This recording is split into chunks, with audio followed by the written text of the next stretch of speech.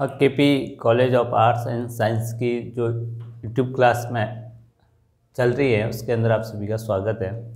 तो अपन जो third lesson था थ्योरी ऑफ आइसोस्टेसी संतुलन की संकल्पना उसको कंटिन्यू करते हैं। तो देखिए कल अपने ये देखा था कि जो थ्योरी ऑफ आइसोस्टेसी है उसका अर्थ क्या होता है, डटन के अनुसार उसकी जो संतुलन की क्रिया है वो किस प्रकार की थी।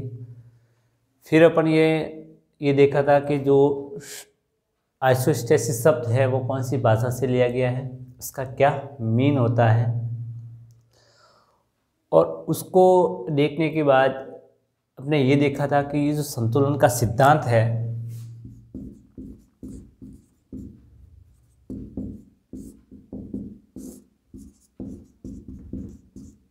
उसकी उत्पत्ति कैसे हुई थी। इसको भी अपन ने जो लास्ट क्लास हुई थी उसके अंदर अपन ने देखा था।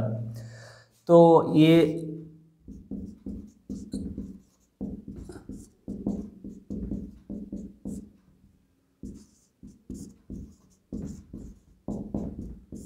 जो सिंधु गंगा का मैदान है वहाँ पे जो सर्वेक्षण का कार्य हो रहा था 1859 में जॉर्ज एवरेस्ट के निर्देशन में,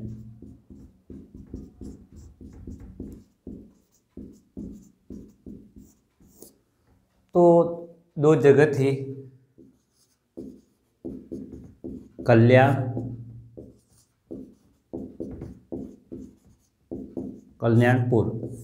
इन दोनों का जो अक्षांशीय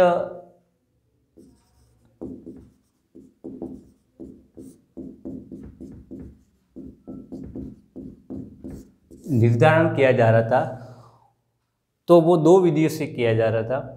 एक तो था त्रिभुजीकरण विधि, दूसरा थी खगोलीय विधि।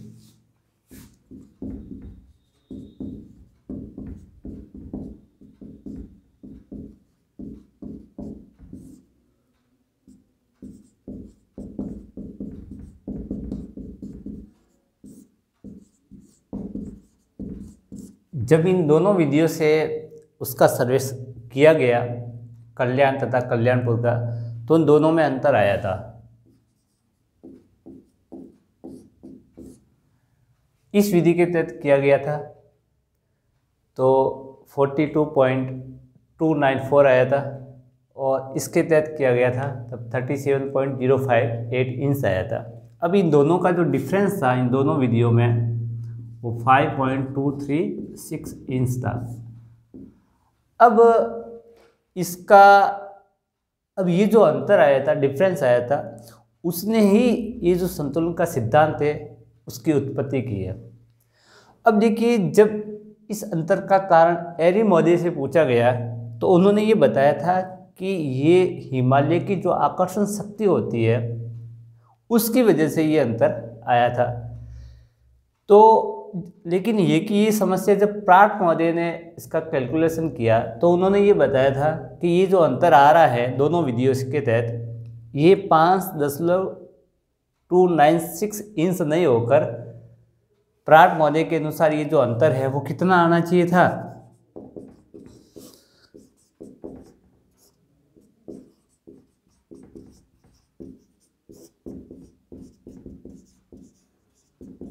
इतना आना चाहिए था, यानी 15.885 इंच।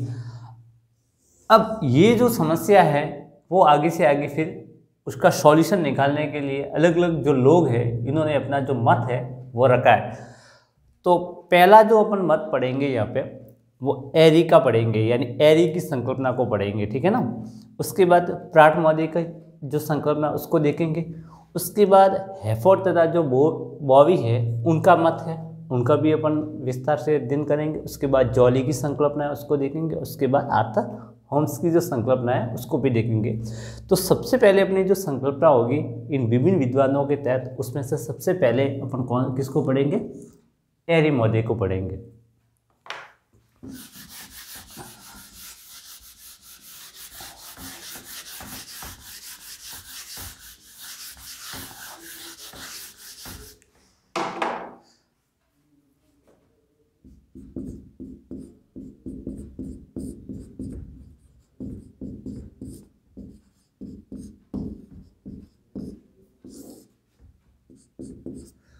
अब देखिए जॉर्ज एरी थे, इन्होंने ये माना है कि जो पृथ्वी के आंतरिक भाग में जो परतें हैं, और स्पेशली अपन ने ये पढ़ा था कि पृथ्वी जो इसका लास्ट लेसन हमने पढ़ा था पृथ्वी की आंतरिक संरचना, उसमें आर्थर होम्स के अनुसार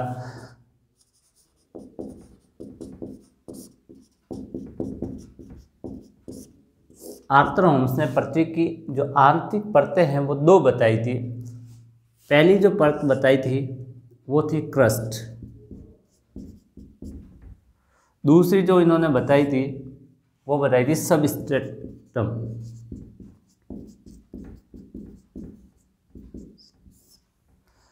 अब देखिए ये जो क्रस्ट है और सबस्ट्रेटम है, आर्थर होम्स के अनुसार ये जो परत है वो एक तो संपूर्ण सियाल प्लस जो ऊपरी सीमा थी, इन दोनों से मिलकर बनी है। यानी संपूर्ण सियाल तथा जो ऊपरी सीमा है उससे मिलकर आर्थर होम्स के अनुसार कौन सी परत बनी है? क्रस्ट। और जो सबस्ट्रेटम है जिसको हिंदी में अर्ध स्तर बोलते हैं,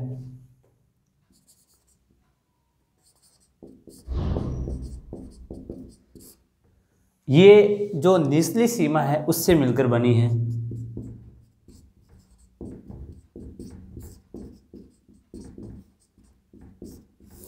अब देखिए जॉर्ज एरी ये कहते हैं कि जो पृथ्वी का जो क्रस्ट वाली जो परत है वो अधिक घनत्व वाली जो सबस्ट्रेटम की परत है, यानी इसका जो घनत्व है वो कम है।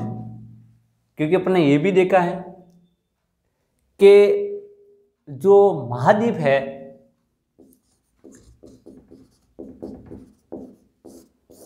वो सियाल से निर्मित है। कौन सी परत से निर्मित है? सियाल। ये और जो महासागर है वो सीमा से निर्मित है।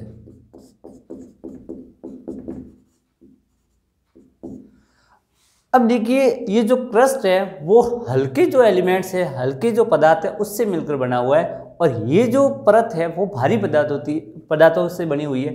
इसलिए जो क्रस्ट है वो इस सबस्ट्रेटम के ऊपर क्या होता है?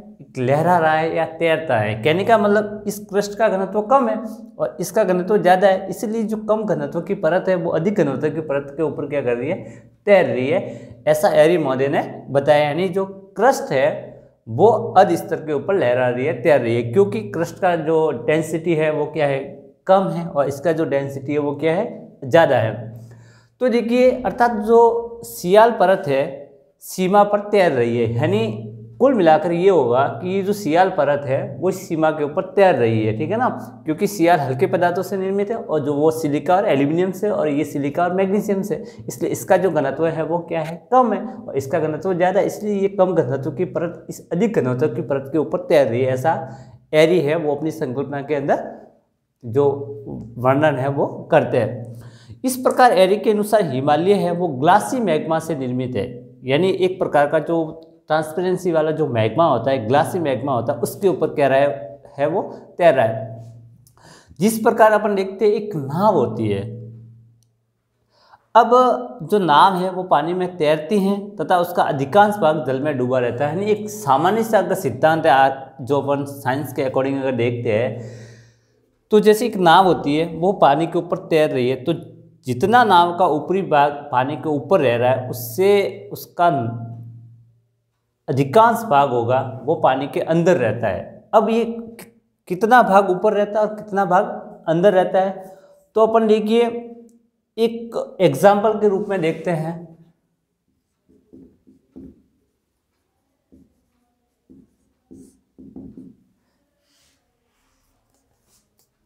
यानी अपन ये देखते हैं कि अगर इन्होंने ये कहा है कि अधिक जो घनत्व है वो इसका है कम घनत्व, तो एक नाव होती है तो उस जब वो पानी में तैरती है तो उसका एक भाग अगर मान लिया कि ऊपर है तो उसका जो 9 भाग होता है, यानी अपन यूँ बोल सकते हैं कि 1/9 भाग यानी अगर उस नाव का एक भाग ऊपर है तो उसका 9 भाग कहाँ होना चाहिए, पानी के अंदर, तभी जाकर वो जो नाव है वो पानी के ऊपर क्या करेगी, तैरेगी। तो उसी तरह से अपन देखिए एक बर्फ का टुकड़ा भी होता है ना, उदाहरण के लिए वो नाव भी हो सकती है, एक बर्फ का टुकड़ा होता है जिसको आइसबर्ग बोलते हैं इंग्लिश के अंदर।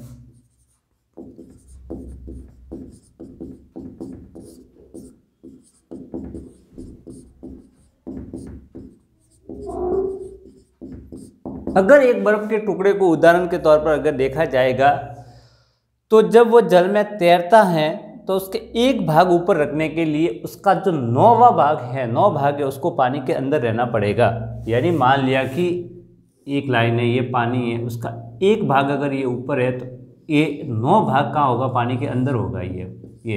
यानी कहने का मतलब जो 1/9वां जो फॉर्मूला है साइंस के हिसाब से वो यहाँ पे लागू होता है। यानी किसी भी चीज़ को अगर, जैसे बर्फ़ का टुकड़े होते हैं, आइसबर्ग होता है, उसको अगर पानी के अंदर वो तैरता है तो उसका एक भाग अगर ऊपर है पानी के तो 9 भाग कहाँ होगा, पानी के अंदर होगा, तब जाके वो एक आइसबर्ग का टुकड़ा है वो पानी के अंदर तैरेगा। तो यहाँ पे एरी है वो अपने इस चीज़ को क्लियर कर रहे हैं। लेकिन एक चीज़ यहाँ पे ध्यान रखना है कि इन्होंने जो ये आइसबर्ग वाला एग्जाम्पल है वो इन्होंने इस दिया नहीं है, सिर्फ ऐसा माना है कि 9 भाग है उसमें से एक भाग ऊपर रहता है और 9 भाग कहाँ रहते, अंदर रहेंगे पानी के अंदर, तब जाकर वो जो आइसबर्ग है वो क्या हुआ, तैरेगा। लेकिन आइसबर्ग का उदाहरण इन्होंने नहीं दिया, किसने, एरीमोदे ने। अर्थात हम ये कहते हैं कि जो क्रस्ट के एक भाग को ऊपर रखने के लिए, यानी कहने का मतलब अब अपन को ये समझना है कि क्रस्ट और जो सब स्ट्रेटम है वो किस प्रकार की थ्योरी है। अगर अपन देखते हैं कि क्रस्ट का एक भाग अगर ऊपर हो रहा है तो क्रस्ट का जो 9 भाग है वो कहाँ रहेंगे, अधि स्तर में रहेंगे। यानी अगर ये जो परत है उसका एक भाग अगर ऊपर है तो उसका 9 भाग कहाँ रहेंगे, सब स्ट्रेटम के अंदर रहेंगे, तब जाके अपन कहेंगे जो भी भूभाग है वो किस अवस्था में रहेगा, संतुलन में रहेगा। अगर उसका 9 भाग संतुलन अंदर नहीं है, सब स्ट्रेटम में नहीं है, तो वो भूभाग है वो स्थिर नहीं हो सकता। ऐसा एरी जो है वो अपने जो ये संकल्पना है उसके अंदर बता रहे हैं। तो उसके क्रस्ट के 9 भाग को सब स्ट्रेटम के अंदर रहना पड़ेगा। यानी एक बात क्लियर है कि अगर क्रस्ट का एक भाग ऊपर है तो उसके क्रस्ट के 9 भाग कहाँ होगा, सब स्ट्रेटम के अंदर होगा, तभी जाके वो भूभाग क्या रहेगा, स्थिर अवस्था में रहेगा। और अपन पहले ये चीज कह चुके कि जो आइसबर्ग का जो उदाहरण है वो एरीमोदे ने प्रस्तुत नहीं किया, सिर्फ इतना बताया कि जो स्थल पर जो मैग्मा है और स्पेशली जो ग्लासी मैग्मा था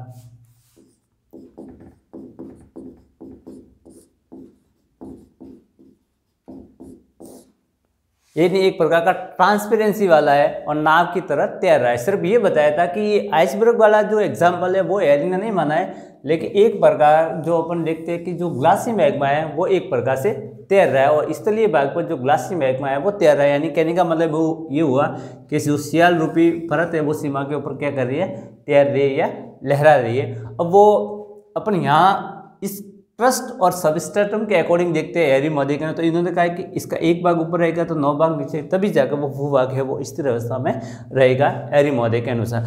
अब देखिए अपन एक जो तैराव का नियम होता है, लॉ ऑफ फ्लोटिंग का जो नियम देखते हैं अपन,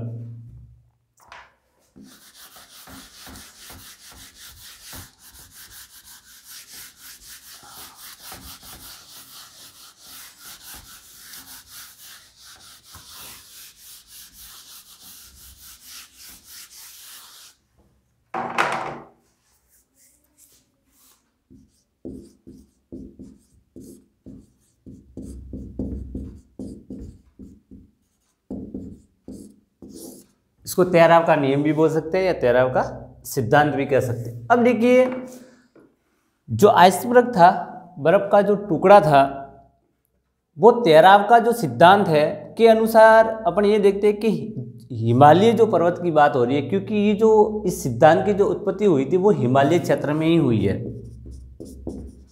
जो सिंधु गंगा का मैदान है और ये जो दोनों जगह थे कल्याण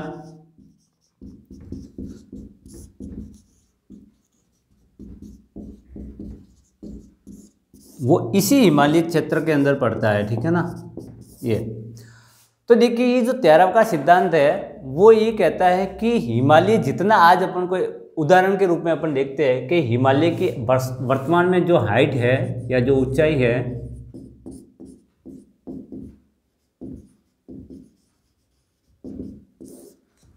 वो देखते हैं तो 8,848 मीटर है। कितनी है? 8,800 हिमालय की एक एग्जाम्पल के रूप में अपन देख रहे थे कि ये जो हिमालय है इसकी जो ऊंचाई है वो कितनी है? 8,848 मीटर है।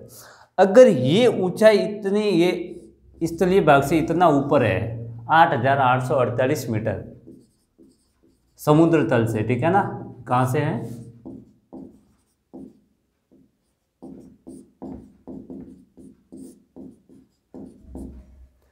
तो अपन देखते हैं कि इस हिमालय को इस अवस्था में स्थिर रहने के लिए, यानी अगर ये 8,848 मीटर का जो हिमालय है वो एक लंबवत रूप से खड़ा है, स्थिर अवस्था में है, तो उसके 9 भाग को कहाँ रहना चाहिए? उसके नीचे रहना चाहिए, ठीक है ना। यानी जितना भूभाग हिमालय आपको स्तरीय भाग से ऊपर दिख रहा है तो उससे 9 गुना जो भाग है हिमालय का वो उसके अंदर रहना चाहिए। और किसके अंदर? जैसे अपन कहते हैं ये क्रस्ट है, तो क्रस्ट के में मान लिया कि 8,848 मीटर है, तो उसका जो सब स्ट्रेटम होगा,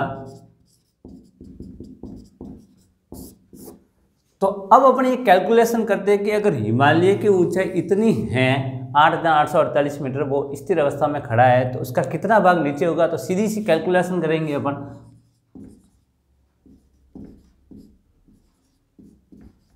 ये 8,848 मल्टीप्लाई 9 से करोगे तो ये जो दूरी आती है वो लगभग 79,632 मीटर आती है। ये अब देखिए हिमालय अगर 8,848 मीटर की ऊंचाई पर स्थित है तो उसका कितना भाग नीचे होगा? 79,632 मीटर का भाग होगा वो स्थल के नीचे होगा। तभी जाकर वो हिमालय है वो अपने इस रूप में है वो खड़ा हो सकता है, यानी इस अवस्था में वो क्या हो सकता है? एक प्रकार का स्थिर हो सकता है। अगर इतना भूभाग उसके आंतरिक भाग में नहीं है, इसे नीचे नहीं है स्थल के, तो वो हिमालय इस अवस्था में खड़ा नहीं रह सकता है, क्योंकि उसका इतना भाग अगर ऊपर है तो उसका इतना भाग नीचा होना चाहिए। और वो ऐसा किसके अनुसार कह रहे? एरी, जो एरी महोदय है वो अपनी संकल्पना में कह रहे। फिर अगर देखा जाएगा तो तक का जो भी हल्के पदार्थों का होगा वो सब स्ट्रेटम में होगा। कहने का मतलब है अब ये जो भाग होगा वो हल्के पदार्थों का बना हुआ होगा। जैसे अपन कहते हैं कि महाद्वीपीय अगर सियाल का बना हुआ है तो जो हिमालय भी है वो भी किससे, कौन सी परत से निर्मित होगा? सिलिका एल्यूमिनियम, यानी हल्के पदार्थों से। और ये जो भाग है ये सब स्ट्रेटम के अंदर स्थित होगा। किसमें होगा? यानी अगर एक भाग 8,848 इसमें है तो इस क्रस्ट का 9 भाग कहाँ होगा? सब स्ट्रेटम के अंदर स्थित होगा। तभी जाके हिमालय है वो इस अपनी स्थिर अवस्था में खड़ा हो सकता है, ऐसा एरी महोदय कहते हैं। अगर ये लो यहाँ पे लागू नहीं होता है तो वो हिमालय है एरी के अनुसार वो स्थिर अवस्था में खड़ा नहीं हो सकता। फिर एरी महोदय ने इस बात का भी प्रतिपादन किया कि जो भाग अधिक ऊंचा होगा उसका अधिकांश भाग सब स्ट्रेटम में डूबा हुआ होगा। ये तो यानी एक सीधी सी थ्योरी है कि अगर 8,848 मीटर वाला भूभाग ऊपर है तो अपन देखते हैं कि 79,632 मीटर का जो भाग होगा वो कहाँ होगा? सब स्ट्रेटम के अंदर डूबा हुआ होगा। अगर अब दूसरी बात है कि जो भूभाग जितना ऊपर होता है वो जो हल्के एलिमेंट्स होते हैं उससे निर्मित होता है। इसीलिए तो अपन कहते हैं कि जो हिमालय है वो सिलिका से निर्मित है, इसीलिए वो इतनी हाइट पे खड़ा है स्थिर अवस्था के अंदर। एरी महोदय के अकॉर्डिंग अगर इस थ्योरी को अगर अपन समझने की कोशिश कर रहे हैं तो जो भाग कम ऊंचा होगा उसका कम भाग डूबा हुआ होगा। यानी एक चीज़ है कि जितना, अब ये तो ऑब्वियसली सीधी सी बात है, अगर कोई भूभाग मान लिया कि 500 मीटर पे ही है तो उसका 9 से मल्टीप्लाई करोगे तो सीधा कितना होगा? 4500 मीटर ही होगा। यानी जितना भूभाग कम ऊपर होगा तो उसका उतना ही भाग नीचे की ओर स्थित होगा, लेकिन वो 9 के मल्टीप्लाई में होगा। कितना होगा? क्योंकि एक भाग ऊपर रहेगा तो उसके 9 भाग कहाँ होगा? नीचे होगा। तो हिमालय ज़्यादा ऊपर है 8,848, इसीलिए उसका अधिकांश भाग कहाँ होगा? नीचे की ओर स्थित होगा। और वो किस परत में होगा? सब स्ट्रेटम में होगा एरी के अकॉर्डिंग। अब देखिए इस प्रकार एरी ने एक बात बताई है कि जो विभिन्न कॉलम होते हैं, विभिन्न स्तंभ होते हैं,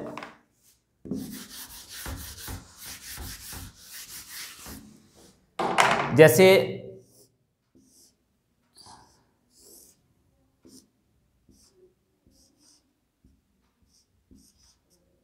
ये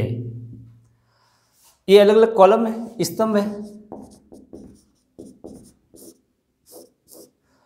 अब इन्होंने क्या माना है कि जो विभिन्न स्तंभ हो गए उसका घनत्व तो क्या होता है, बराबर होगा। अब जैसे मान लिया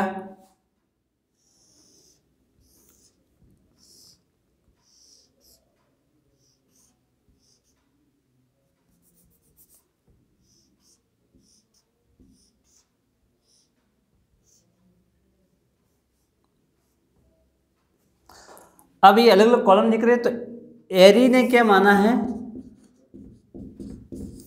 कि जो स्तंभ होगा उनका घनत्व तो समान होता है। ये जितने भी स्तंभ है, चाहे ए स्तंभ हो, बी हो या सी हो, अब इन सभी का जो घनत्व होगा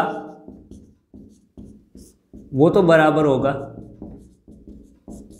जो अंतर होगा वो किस में होगा, इनकी गहराई में होगा। किस में होगा, तो घनत्व बराबर होगा और गहराई अलग अलग। ये अब देखो, इसकी गहराई अलग है, इसकी गहराई अलग है, इसकी है, लेकिन घनत्व क्या होगा, समान होगा। तो एरीमॉन ने एक बात स्पष्ट की है कि जो भी पदार्थ होगा उसका घनत्व तो क्या होगा, समान होगा, लेकिन जो अंतर होगा वो किस आधार पर होगा, उसकी गहराई के आधार पर। यानी अधिक भूभाग ऊपर उठा हुआ होगा तो उसका अधिकांश भाग अंदर होगा, और जो कम भूभाग ऊपर उठा होता है उसका कम भूभाग है वो अंदर दसा हुआ होगा। और लेकिन जिस लाइन के सारे, जिस तल के सारे उसका भार बराबर होगा उसको क्षतिपूर्ति तल कहा जाएगा, लेवल ऑफ कंपनसेशन, जो अपन ने कल भी पढ़ा था। इसको समदबाव तल भी कहा जाता है। यानी एक ऐसा तल होगा, एक ऐसी लाइन होगी जिसके सारे जो घनत्व होगा वो क्या होगा, बराबर होगा। ठीक है ना। उस घनत्व के ऊपर का जो भूभाग होगा वहाँ पे जो परिवर्तन है वो होगा। एरिक ने स्पष्ट यही कहा है कि घनत्व तो क्या होगा, समान होता है, और उनकी गहराई में क्या होता है, अंतर होता है। तो उन्होंने एक प्रयोग भी किया है।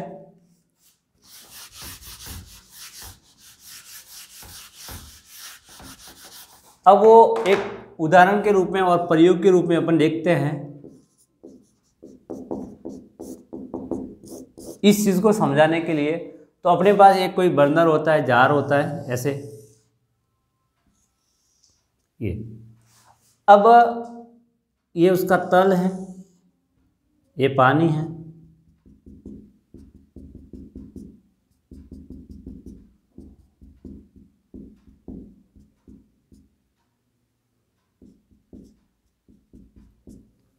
अब इसके अंदर जो समान घनत्व के जो लकड़ी के टुकड़े थे, लकड़ी के टुकड़े हो सकते हैं, अलग अलग धातु हो सकते हैं। तो देखिए इन्होंने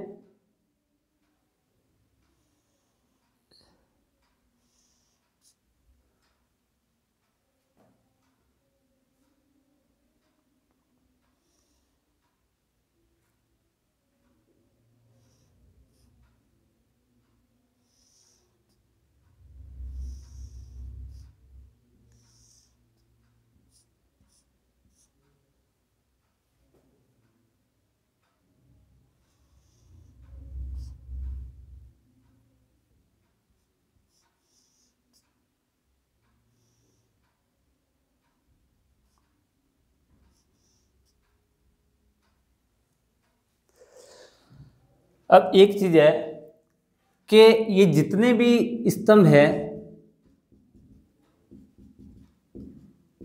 इन सभी का जो घनत्व है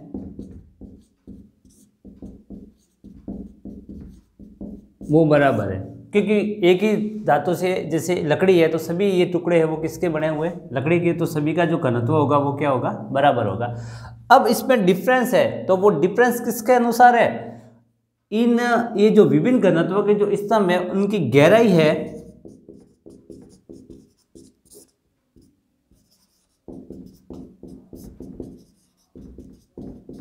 अलग है।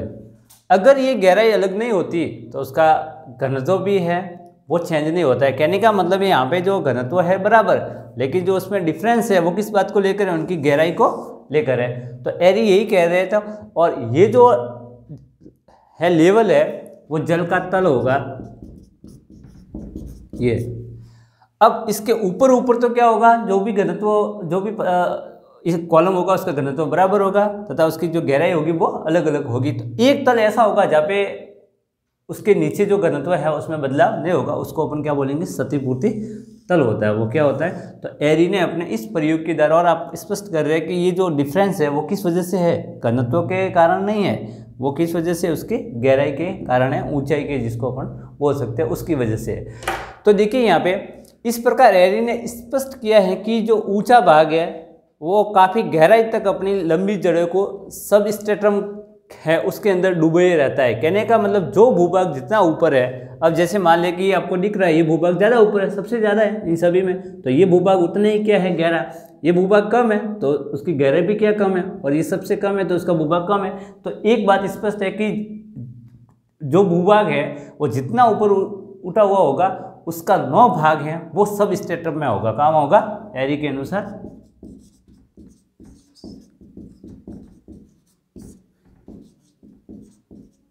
यानी क्रस्ट का 1 भाग है तो क्रस्ट का 9 भाग कहाँ होगा, सब स्ट्रेटम में होगा। और वो ये चीज़ है वो आपको क्लियर कर रही है इस प्रयोग के द्वारा।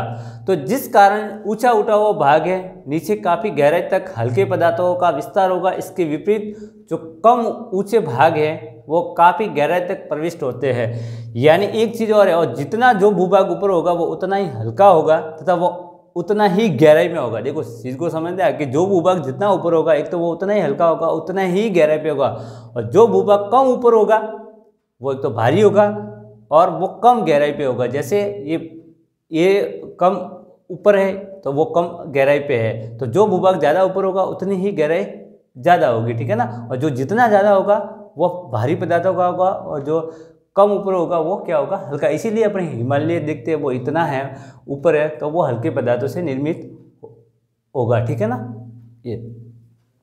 अतः इसके कम ऊंचे भाग पर कम गहराई तक प्रविष्ट होते हैं, अतः वे अधिक घनत्व वाले भाग को थोड़ी मात्रा में ही हटा पाते। अब देखिए अब ये क्यों है कि ये इसकी ऊंचाई कम है तो नीचे भाग है उतना ही वो पदार्थ हटा पाएगा, इसलिए वो कम गहराई में भी ऊपर स्थिर रह सकता है। और ये भूभाग ज़्यादा ऊपर है तो उसको स्थिर रखे थे, उतने ही नीचे वाले भाग है उसको हटाना पड़ेगा।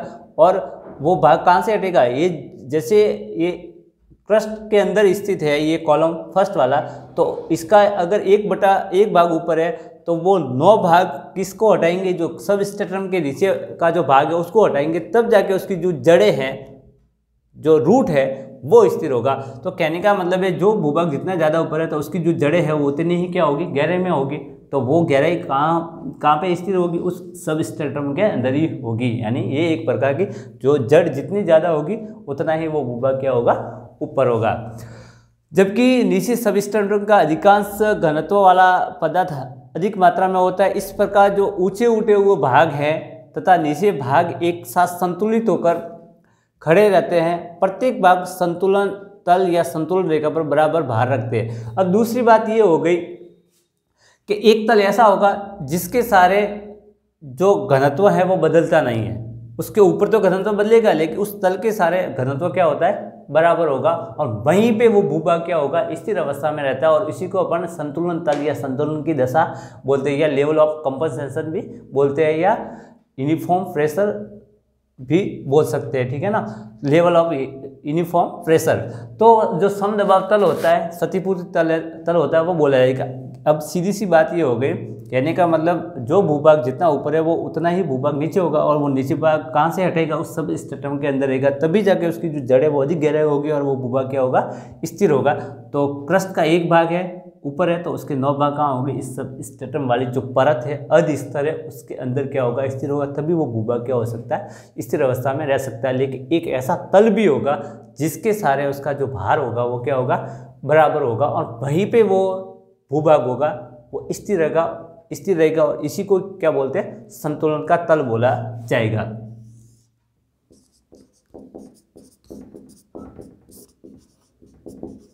इस तल के सारे जो घनत्व होगा वो क्या रहता है, हमेशा बराबरी रहता है। और इसको अपन संतुलन तल भी बोल सकते हैं या कंपनसेशन लाइन भी बोल सकते हैं, संतुलन रेखा भी बोलते हैं। उस रेखा के सारे उसका भार है वो बराबर होगा, ऐसा हैरी महोदय ने बताया।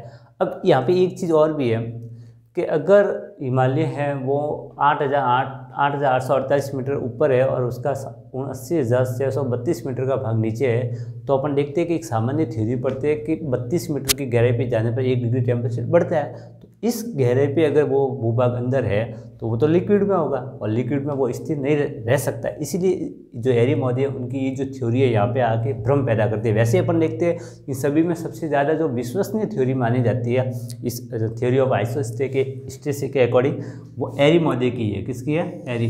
लेकिन वो चीज़ आती है कि वापस इतनी गहराई पे जाओगे तो नीचे वाला जो भाग है, जैसे अपने हिमालय के उदाहरण पढ़ा था, तो हिमालय इतनी गहराई पे होगा तो वो तो लिक्विड हो जाएगा। जब लिक्विड होगा तो वो स्थिर अवस्था में नहीं रह सकता है।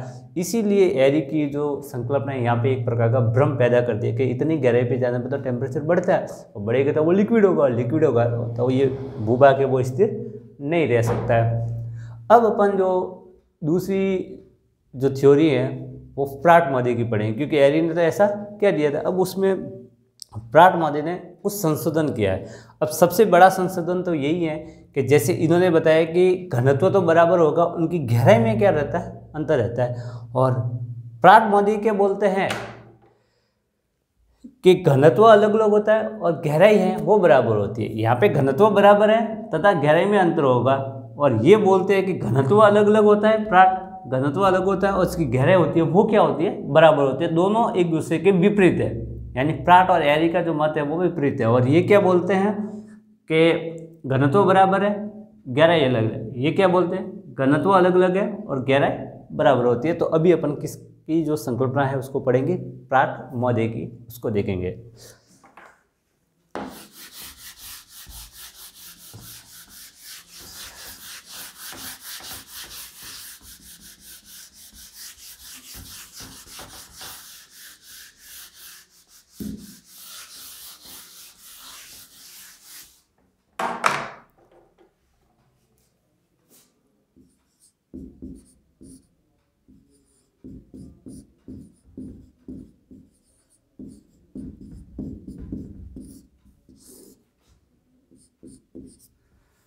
प्राट की संकल्पना।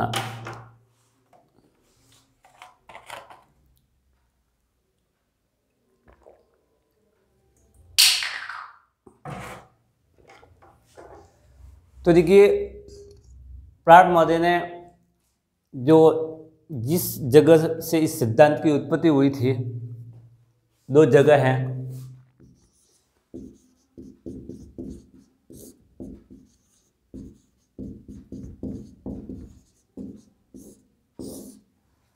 क्योंकि पहले अपन ने बता दिया था कि जो अंतर आ रहा था वो ये आया था, दोनों विधियों से उसका सर्वे किया गया था अक्षांशीय निर्धारण के लिए।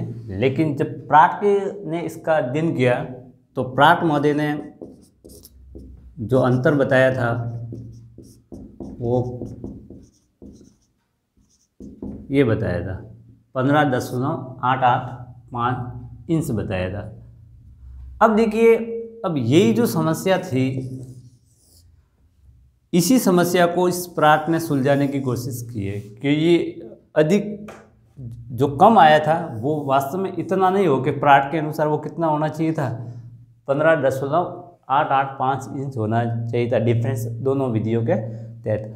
तो अपन देखते हैं कि जो अंतर है वो 15.885 जो इंच से माना है, क्योंकि हिमालय का जो औसत घनत्व है, क्योंकि अपन देखते हैं कि जो महाद्वीप है, महाद्वीपों का जो निर्माण हुआ है वो अपने पहले ही देखा है कि इस सियाल परत से हुआ, किससे हुआ है, और ये हल्के पदार्थों से निर्मित है। तो हल्के पदार्थों से निर्मित होने के कारण इनका जो घनत्व है वो 2.75